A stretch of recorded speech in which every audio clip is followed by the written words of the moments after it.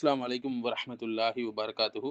அன்புள்ள சகோதரர்களே, இந்த மாடர்ன் உலகம், இந்த நவீன உலகம் வந்து எப்படியெல்லாம் முஸ்லிம்களை ஏமாற்றுகிறது, முஸ்லிம்களுடைய ஈமான் எப்படியெல்லாம் பறிபோகுது, முஸ்லிம்களுடைய சிந்தனைகள் எப்படிலாம் வந்து மழுங்கடிக்கப்படுது என்பதை நம்ம தெரிந்து கொள்ளணுங்க.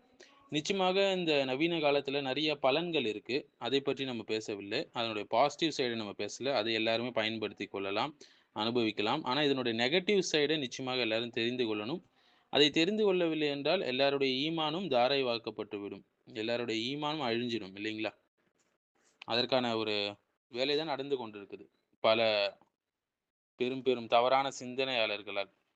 இன்னைக்கு நாம பேச போகக்கூடிய ஒரு விஷயம் வந்து, ஒரு குறிப்பிட்ட விஷயம் ஹராம் அப்படின்றது இல்ல.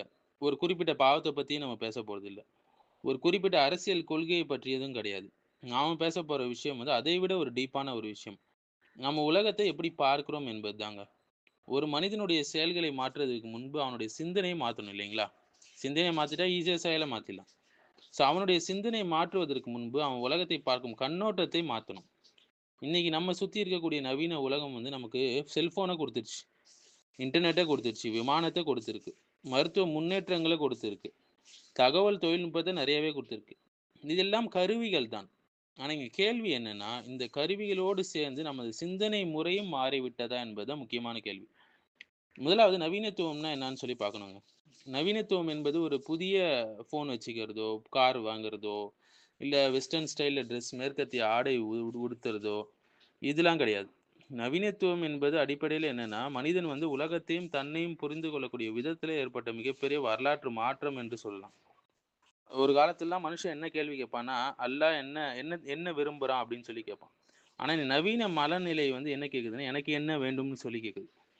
ஒரு காலத்துல எது சரி, எது தவறு என்று கேட்பாங்க. இதுதான் முக்கிய கேள்வியா இருந்தது. இன்னைக்கு வந்து எது வேலை செய்யுது இந்த உலகத்துல, மாடர்ன் உலகத்துல அப்படின்னு சொல்லி முக்கியமாயிடுச்சு. ஒரு காலத்துல எது அறம், எது நல்லது, எது மக்களுக்கு கெடுதி இப்படி கேட்டு பழகுனாங்க அந்த பொற்காலம். ஆனா இன்னைக்கு வந்து எது பயனுள்ளது, எது எனக்கு அதிக லாபத்த தரும் அப்படின்றத கேட்க ஆரம்பிச்சுட்டாங்க. முன்பு ஒரு காலத்துல எப்படி வாழணும் என்ற கேள்வி கேட்டாங்க. இன்னைக்கு வந்து எப்படி வெற்றி பெறணும்னு கேள்வி கேட்கறாங்க. இதுதாங்க அந்த நாம சொல்லக்கூடிய இந்த ஆழமான மாற்றம். நவீன காலத்துடைய 7 விஷங்கள் என்று சொல்லலாம். 7 மறைமுக சதிவலைகள் சொல்லலாம். எப்படி சொன்னாலும் நம்ப அத பற்றி பார்க்க போறோம். முதலாவது மத சார்பின்மை, அதாவது செக்குலரைசேஷன். நவீனத்துவத்துடைய முதல் பெரிய கோர முகம் என்னன்னு கேட்டீங்கன்னா, மதத்தை வந்து வாழ்க்கையுடைய மையத்திலிருந்து வெளியேற்றுகிறது. இதனுடைய ஆரம்ப வடிவம் எப்படி இருக்குன்னா, மதம் வந்து ஒரு தனிப்பட்ட விஷயம் என்பது போல ஆக்கிடுவாங்க. ஸ்கூல்ல மதம் இருக்கக்கூடாது, அரசியல்ல மதம் கலக்கக்கூடாது, சட்டங்கள்ல மதம் கலக்கக்கூடாது, பொருளாதாரத்துல மதம் கலக்கக்கூடாது, சமூக வாழ்க்கையில மதம் கலக்கக்கூடாது என்று சொல்லக்கூடிய விஷயம். இறுதியில மதம் வந்து பள்ளிவாசலுக்குள்ள மட்டும் தான் பிராக்டிஸ் பண்ணணும் அப்படின்னு சொல்லக்கூடிய ஒரு விஷயம். இது வந்து ஒரு முஸ்லிம்க்கு ரொம்பவே ஆபத்தான ஒரு சிந்தனை. ஏன்னா, இஸ்லாம் வெறும் தொழுகை முறையின் பெயர் மட்டும் அல்லங்க. இஸ்லாம் வந்து தொழுகைய பத்தி பேசுது, வணிகத்த பத்தி பேசுது, வாழ்க்கையோட எல்லா ஆஸ்பெக்ட்ஸையும் பேசுது இல்லையா? திருமணத்த பத்தி பேசுது, வாரிசு உரிமை சட்டத்த பத்தி பேசுது, நீதியா இருக்கணும்னு பேசுது, ஆட்சி எப்படி இருக்கணும்னு பேசுது, குடும்பத்தை பத்தி பேசுது, ஒழுக்கத்தை பத்தி பேசுது, சமூக பொறுப்பை பேசுது. அல்லாஹ்வே சொல்றான்ல, "குல் இன்ன ஸலாத்தி வ நுஸுகி வ மஹ்யாய வ மமாத்தி லில்லாஹி ரப்பில் ஆலமீன்." என்னுடைய தொழுகையும், என்னுடைய வணக்கமும், என்னுடைய வாழ்க்கையும், என்னுடைய மரணமும் உலகங்களின் இறைவன் நான் அல்லாஹ்வுக்கே உரியதுன்னு சொல்லி அல்லாஹ் சுப்ஹானஹு வ தஆலா சொல்றான். சூரத்துல் அன்ஆம் உடைய 162வது ஆயத். நாம கவனிக்க வேண்டிய விஷயம் என்னன்னா, என்னுடைய தொழுகை, சொலாத்தி, அது மட்டுமல்லாமல் என்னுடைய வாழ்க்கை, மஹ்யாய என்றும் அல்லாஹ் சொல்றான். அதனால இஸ்லாம்ல பள்ளிவாசலுக்குள்ள ஒரு இஸ்லாமும், வாழ்க்கைக்கு இன்னொரு இஸ்லாமும்லாம் கிடையாது. முழு வாழ்க்கையும் இஸ்லாம் வந்து என்ன செய்யணும்? இஸ்லாம் தான் கண்ட்ரோல் பண்ணணும். 2வது முக்கிய விஷயம் என்னன்னு சொல்லி கேட்டீங்கன்னா, நவீனத்துவத்துடைய பகுத்தறிவை மையமாக்க ஆக்குறது. அதாவது ரேஷனலைசேஷன். அது எது அதிக செயல்திறன் கொண்டது என்பதை எல்லாத்துக்கும் அளவுகோலாக மாத்துறது. தொழிற்சாலையில ஃபர்ஸ்ட் இந்த சிந்தனை ஆரம்பிச்சது. பின்னர் அரசு, நிறுவனங்கள், கல்வி, மருத்துவம், குடும்பம், உறவுகள் சொல்லி எல்லாத்துலயும் இந்த ரேஷனலைசேஷன் வந்துருச்சு. இன்று மனிதனை பற்றியும் கேட்கிறோம் இல்லைங்களா? அவன் எவ்வளவு புரொடக்டிவ் அப்படிதான் கேட்கிறான். ஒரு மாணவனை பார்த்தா எவ்வளவு மார்க்ஸ் எடுக்கிறான்னு தான் கேட்கிறாங்க. ஒரு வேலைய பத்தி கேட்கும்போது எவ்வளவு சேலரி என்று தான் கேட்கிறாங்க. ஒரு நேரத்தை பற்றி கேட்கும்போது எவ்வளவு ப்ராஃபிட் கிடைக்கும்னு தான் கேட்கிறாங்க. ஆனா இஸ்லாம் என்ன கேட்குது? இதெல்லாம் கேட்கல. இது ஹலாலா? இது ஹராமா? இது நீதியானதா? இது செய்யலாமா? இது அல்லாஹ்வுக்கு பிடிச்சதா? இதுல இஹ்சான் இருக்கா? இதுதாங்க இஸ்லாமுக்கும் இந்த ரேஷனலைசேஷனுக்கும் உள்ள வித்தியாசம்.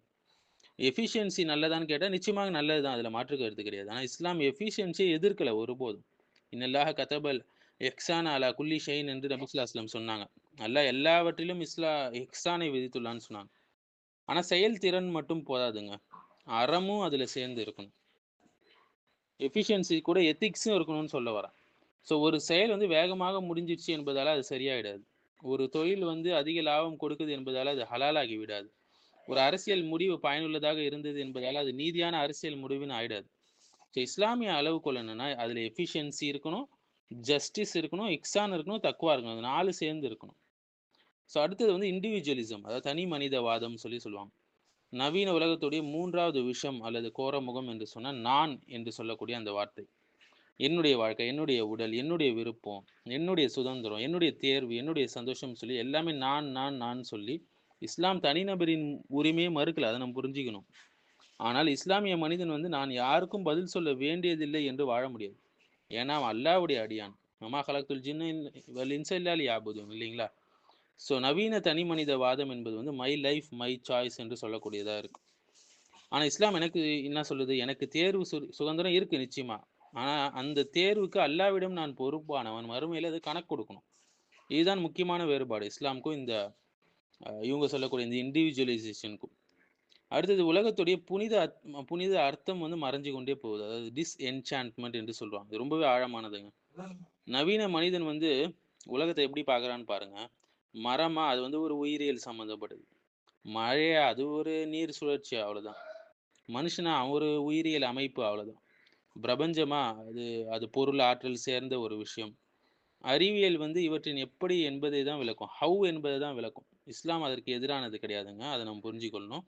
மாறாக ஆனால் முஸ்லீம் அங்கேயே நின்ற மாட்டான். அவன் என்ன கேட்குறான்னா, இதை உருவாக்கியது யார்? இதன் நோக்கம் என்னன்னு கேட்குறான். சயின்ஸ் வந்து ஹவ் மட்டும் தான் கேட்குது. இது ஒய் அண்ட் ஊ அப்படின்னு கேட்குது. சரிங்களா? இதன் நோக்கம் என்ன? இதிலிருந்து நான் என்ன கத்துக்கொள்ளணும்?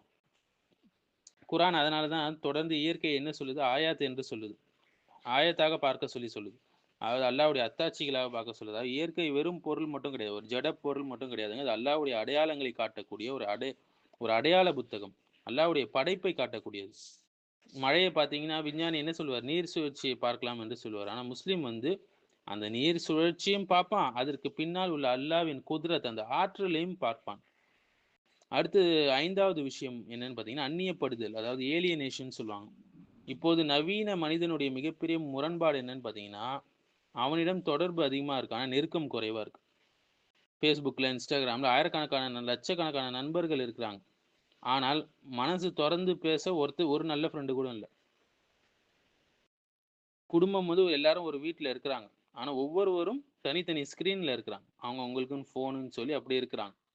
வேலை இருக்குது. ஆனா வேலையில அர்த்தமே கிடையாது. பணம் இருக்குது. ஆனா மனசுல அமைதியே இல்ல. இதுதாங்க ஏலியனேஷன் சொல்லுவாங்க. மனிதன் வந்து அல்லாஹ்விடமிருந்து, குடும்பத்திலிருந்து, சமூகத்திலிருந்து, இயற்கையிலிருந்து, தன்னுடைய உள்ளத்திலிருந்து பிரிஞ்சு போயிடுறான். இதுதான் ஏலியனேஷன். ஸோ குர்ஆன் என்ன சொல்லுதுன்னா, அலா பிதிக்ரில்லாஹி தத்மஇன்னுல் குலூப் என்று சொல்றான். அல்லாஹ்வுடைய நினைவுல தான் உள்ளங்கள் அமைதி பெறும் சொல்றான். சூரத்து ராத். ஸோ நவீன உலகம் வந்து கனெக்டிவிட்டிய உங்களுக்கு குடுக்கலாம். ஆனா இஸ்லாம் வந்து இந்த கனெக்டட்னஸ மட்டும் கொடுக்கல. மாறாக பிலாங்கிங்கையும் கொடுக்குது. அவர் நான் யார் என்ற கேள்விக்கு அல்லாஹ்வுடைய அடியான் என்று சொல்லுது. எனது குடும்பம் யார் என்னும்போது அது அமானத், அதை பேணணும்னு சொல்லி மனுஷன் ஓடுறான். எனது சமூகம் என்று சொல்லும்போது உம்மத் என்ற கான்செப்டை கொடுக்குது. என்னுடைய வாழ்க்கைய நோக்கம் எதுன்னு சொல்லும்போது இபாதத் என்று சொல்லுது. இதுதான் மனிதனுக்கு மீண்டும் ஒரு வாழ்க்கைக்கான அர்த்தத்தை வழங்குது என்று சொல்லலாங்க. ஆனா இந்த ஏலியனேஷன் வந்து இதற்கு அப்படியே ஆப்போசிட் ஆனது. அடுத்த 6வது விஷம் எதுன்னு கேட்டிங்கன்னா, இயந்திரமயமாவது எல்லாமே மெக்கானைசேஷன் என்று சொல்லுவாங்க. ஸோ நவீன உலகம் வந்து மனுஷன ஒரு இயந்திரம் போல அந்த நிலைக்கு தள்ளிடுச்சு. காலைல 7 மணிக்கு எந்திரிக்கணும், வேலைக்கு போணும், உற்பத்தி செய்யணும், சம்பாதிக்கணும், செலவு செய்யணும், மீண்டும் வேலைக்கு போணும், மீண்டும் சம்பாதிக்கணும், மீண்டும் செலவு செய்யணும். இறுதியில அவர் இறந்துடுவார். இதுதான் வாழ்க்கையா என்று கேட்டிங்கன்னா, இஸ்லாம் இது இது அல்ல வாழ்க்கை இஸ்லாம்ல. மனுஷன் ஒரு ப்ரொடக்டிவ் மிஷின் கிடையாது இஸ்லாம்ல. மனுஷன் வந்து அல்லாஹ்வுடைய அழகான படைப்பு. அவனுக்கு உடல் இருக்குது, உள்ளம் இருக்கு, ஆன்மா இருக்கு, அறிவு இருக்கு, அஹ்லாக் இருக்கு, நல்ல பண்புகள் இருக்கு, அவனுக்குன்னு மறுமை இருக்கு. ஆனா எவ்வளவு சம்பாதித்தாய் அப்படின்னு மட்டும் கேட்கப்படாது. எப்படி சம்பாதிச்சேன்னு சொல்லி இஸ்லாம் கேட்குது. அடுத்து 7வது விஷயம் என்னன்னு பார்த்தீங்கன்னா, வணிக பொருளாக்கம் கமாடிஃபிகேஷன் சொல்லுவாங்க. இப்போது மிக நுணுக்கமான ஆபத்து என்னன்னு பார்த்தீங்கன்னா, இந்த நவீன சந்தைகள்லாம் நீங்க பார்க்கலாம். இதனுடைய மதிப்பு என்னன்னு தான் கேட்குது. தவறு கிடையாது இதுல. ஆனா எல்லாவற்றையும் பண மதிப்புல பணத்துடைய மதிப்பால் அளக்க ஆரம்பித்தா அங்கதான் பிரச்சனை வருது. கல்வியா அது ஒரு விற்பனை பொருள். மருத்துவம் விற்பனை பொருளா மாறுச்சு. அழகு விற்பனை பொருளா மாறுச்சு. ஒருத்தவங்களுடைய கவனம் அட்டென்ஷன வித்துட்டானுங்க. உறவா அது வந்து அதுல என்ன ஆதாயம் இருக்கோ அப்படி பார்க்க ஆரம்பிச்சுட்டாங்க. திருமணமா அது ஒரு பொருளாதார ஒப்பந்தமா பார்க்க ஆரம்பிச்சுட்டாங்க. மனிதனுடைய நேரம் வந்து பணமாக பார்க்கப்பட்டுச்சு. இறுதியில மனுஷனுடைய மதிப்பும் அவனுடைய மார்க்கெட் வேல்யூவாக மாறிடுச்சு. ஆனா இஸ்லாம் மனிதனுடைய மதிப்பை பணத்துல அளக்கலங்க. அல்லாஹ் சொல்றான், "வலகத் கர்ரம்னா பனி ஆதமன்னு" சொல்றான். ஆதமுடைய மக்களையும் நாம் கண்ணியப்படுத்தினோம்னு சொல்றான் சூரத்துல் இஸ்ரால. இப்போ ஒரு மிகப்பெரிய கேள்வி என்னன்னா, அப்படின்னா நவீன உலகத்துல வாழக்கூடாதா அப்படின்னு கேட்டா இல்லவே இல்ல. அப்படி கிடையாதுங்க. அது தவறா புரிஞ்சு கொள்ளக்கூடாது. கண்டிப்பாக வாழணும். இதுதான் மிக முக்கியமான பாயிண்ட். என்னன்னா, இஸ்லாம் வந்து டெக்னாலஜிய எதிர்க்கல. சயன்ஸ் எதிர்க்கல, மெடிசின எதிர்க்கல, எஃபிஷியன்சிய எதிர்க்கல. தனிநபர் உரிமைகளை முழுமையாக இஸ்லாம் ஒருபோதும் மறுக்கல. பிரச்சனை எங்க வருதுன்னா, கருவியை மறுப்பது கிடையாது. கருவி நம்மளுடைய எஜமானனாக ஆகிவிடக்கூடாது. ஸோ இஸ்லாம் வந்து அழகான சமநிலையை நமக்கு சொல்லிக் கொடுக்குது. அறிவியலும் வேண்டும். ஆனால் அறிவியல் வாதம் வேண்டாம். தொழில்நுட்பம் இருக்கணும். ஆனா தொழில்நுட்ப அடிமைத்தனம் இருக்கக்கூடாது. தனிநபர் சுதந்திரம் இருக்கணும். ஆனா அது அல்லாஹ்வுடைய எல்லைகளை மீறிய சுதந்திரமாக இருக்கக்கூடாது. பொருளாதார வளர்ச்சி இருக்கணும். ஆனா பொருளாதாரமே வாழ்க்கையுடைய நோக்கமாக ஆகக்கூடாது. திறமை இருக்கணும். ஆனால் அக்லாக் இல்லாத திறமை ஒருபோதும் தேவையில்லாதது. நவீன வசதிகள் எல்லாமே இருக்கணும். ஆனா நவீனத்துவம் நமது உலக பார்வையை நிர்ணயிக்கக்கூடாது. ஸோ முஸ்லிமுடைய பாதுகாப்பு என்னன்னு சொல்லி கேட்டீங்கன்னா, இந்த நவீன உலகத்தில நம்மை நவீன உலகத்திலிருந்து ஒரு குகைக்குள்ள கொண்டு போய் பாதுகாக்க முடியாது இல்லைங்களா? அதோட சேர்ந்து வாழ்ந்தாகணும் இல்லைங்களா? ஸோ நம்ம கைபேசியை பயன்படுத்துவோம். இன்டர்நெட்ட பயன்படுத்தலாம். அறிவியலை பயன்படுத்துவோம். மருத்துவத்தை பயன்படுத்துவோம். நவீன கல்வியை பெறுவோம். நவீன பொருளாதாரத்தில நம்ம வாழ்வோம். ஆனா முக்கிய கேள்வி என்னன்னா, நாம் நவீன உலகத்தை பயன்படுத்துறோமா? அல்லது நவீன உலகம் நம்மள யூஸ் பண்ணிக்குதான்னு பார்க்கணும். பயன்படுத்துதான்னு. இதுதான் ஒவ்வொரு முஸ்லீமும் கேட்க வேண்டிய கேள்விங்க. ஸோ அன்புள்ள சகோதரி, நமது பிரச்சனை எப்போதுமே வந்து முஸ்லிம் நவீனமாக இருக்கலாமா? மாடர்னாக இருக்கலாமா? என்பது கிடையாது. மாறாக உண்மையான கேள்வி என்னன்னா, முஸ்லிம் நவீன உலகத்தில வாழும்போது, தனது ஈமானிய உலக பார்வையை எவ்வாறு பாதுகாத்துக் கொள்வது என்பதுதான் முக்கியமானது. ஈமான இழந்துறக்கூடாது. இது உள்ள போறோம்ன்னு சொல்லி. நாம் உலகத்தை விட்டு ஓட வேண்டிய அவசியம் கிடையாது. உலகம் வந்து நமது உள்ளத்தில் ஒரு அரசனாக ஆகிவிடக்கூடாது. நாம் அறிவியலை பயன்படுத்தலாம். ஆனா அறிவியலை இறைவனாக்கிடக்கூடாது. பணத்தை பயன்படுத்தணும். ஆனால் பணத்தை வாழ்க்கையுடைய நோக்கமாக ஆக்கிடக்கூடாது. தொழில்நுட்பத்தை பயன்படுத்தணும். ஆனா தொழில்நுட்பம் நமது கவனத்தையும், உள்ளத்தையும் ஆளுவதற்கு அனுமதிக்கக்கூடாது. சுதந்திரத்தை பயன்படுத்தணும். ஆனா அல்லாஹ்வின் அடிமைத்தனத்தை மறக்கக்கூடாது. ஏன்னா முஸ்லிமுடைய அடையாளம் என்னன்னு பார்த்தீங்கன்னா, அவன் எந்த காலத்தில் வாழ்கிறான் என்பது கிடையாதுங்க. அவன் எந்த இறைவனை பின்பற்றி வாழ்கிறான் என்பது தான் இருக்கு. ஒரு முஸ்லிமுடைய அடையாளம். ஸோ அல்லாஹ் நம்மை நவீன உலகின் பயனுள்ளவற்றை எடுத்துக்கொண்டு, அதன் தவறான சிந்தனைகளிலிருந்து நமது ஈமானை பாதுகாப்பானாக. குர்ஆன் மற்றும் சுன்னாவின் வெளிச்சத்தில் நவீன உலகை மதிப்பீடு செய்யக்கூடியவர்களாக ஆக்குவானாக. ஆமீன்.